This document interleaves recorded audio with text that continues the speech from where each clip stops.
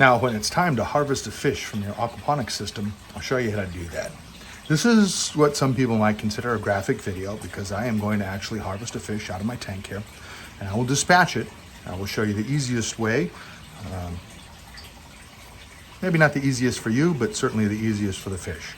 I'll show you how to process that fish so that it's cleanest, bled out, and I'll show you how it can stay the freshest that it can possibly be. So let's get to the task. All right, here's the fish. You can see that they are very used to me coming up here, and usually I give them a treat when I show my face up here, so they're pretty eager to see what I've got going on. So they're not terribly afraid of what I'm doing, or the net, or anything like that. So I can just go quickly, so I can just go and quickly scoop one up. That's a good size one for dinner. I'll go ahead and process this fish out. Let me show you how that's done. The tools I use is an eel spike that I use to, I jab it into the brain of the fish so that it doesn't feel anything after that. And after that, I will take a very sharp fillet knife. And while the heart of the fish is still beating, because it does continue on for a little while, I will slice the gills. There's a major artery there that will allow that fish to bleed out quickly. Let's get to it. So I have a good grip on the fish through his mouth and under the gill plate, and I can take this and just about between the eyes and straight down from there.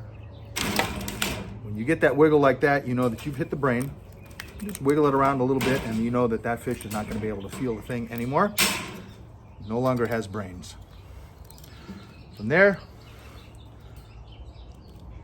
you just go ahead and cut through the gills. Being careful not to slice yourself at the same time.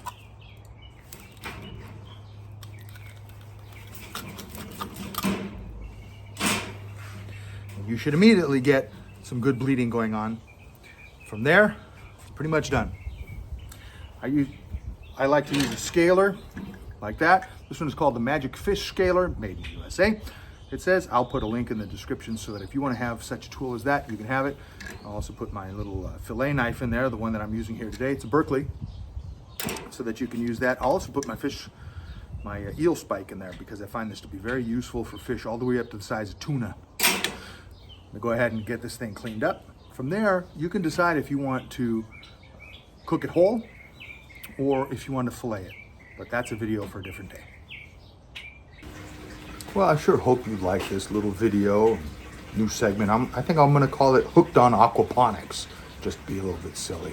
Anyway, we'll talk a lot more about this aquaponics system that I've got going on here.